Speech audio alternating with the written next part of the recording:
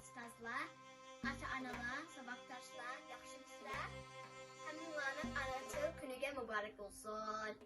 Biz Uyg'ur ana til to'rt maktab 2-yillik 3-sinfning o'quvchilari. Ahmad Emindan ana tilim, jon tilim, aşkamayman nan tilim degan narsani huzuringizga sunamiz.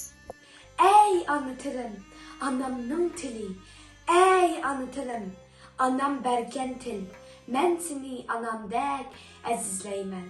Seni anlasam anamның otliq kitabını anlagandek bo'laman. Seni so'zlasam shu kitobga javob sadoyimni yanglatgandek bo'laman. Anam tuncu kıtım balam bağrım digende sen bilenden muşu Uygur dili bilen sözlügen. Men mutuncu kıtım anam digende sen bilen teberrük dil bilen sözlügen.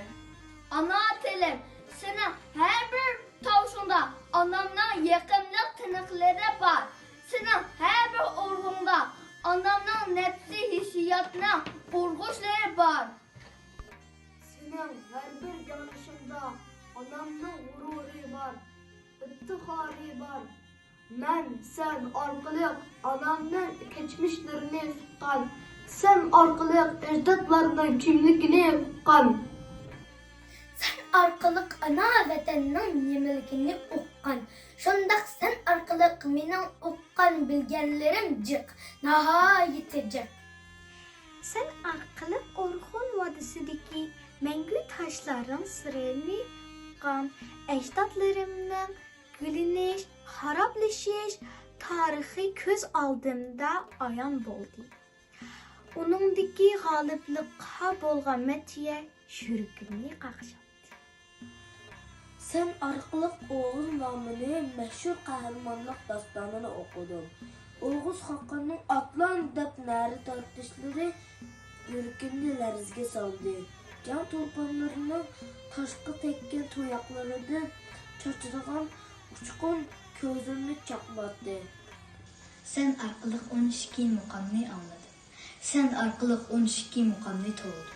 Ki mukamdığızdaki hikmet göherleri.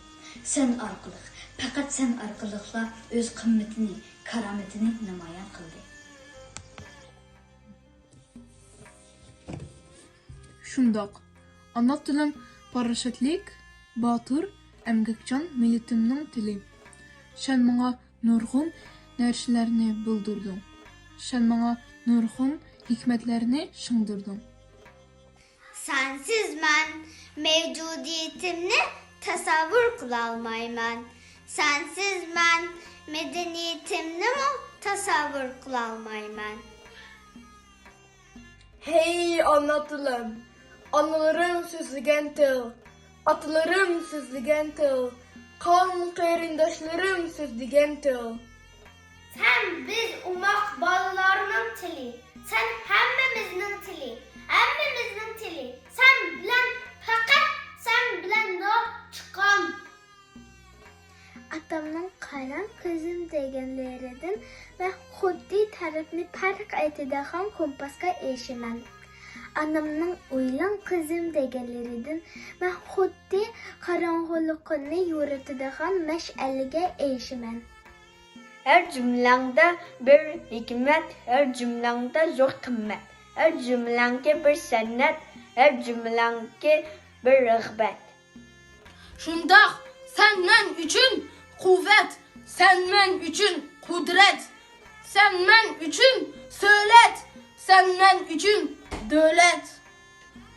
Uyg'urimning o'zgarchiligi dünyada sen bilan namoyon bo'lib turdi. Sen go'yo insoniyat dengizidan quyilib turgan bir daryo. İnsaniyat dengizining shovqinlarida sening pichirdoshlarың bor ana tilim. Jahon dilatonida tuman qo'shnava qiladi. Senmi unda o'zgacha sayrayotgan bir qush. Sening sarishingdan boshqalar mo'zuq bahr oladi. İnsaniyet simfoniyası bütün insanın iştirak kılışı bile mükemmelliğe erişken. Onunla senamı özgüce yangraydıgan kuyum var. Ana tilim sen bir gül.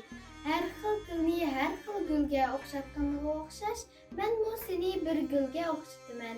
Gülzar bir xil gül bilen rangdarlıkka ege bololmaydı.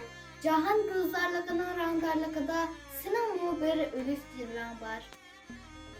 Ana tilim anam bergen til. Ben seni anam ni katilligende katileymen. Ben anam ni katilligende seni katileymen. Anamны kadirliginim, analarını kadirliginim. Hem insanın analarını kadirliginim. Aşu analarını uluğlavatkanım bu menin tilim. Menin muşu ana tilim. Uygur tilim.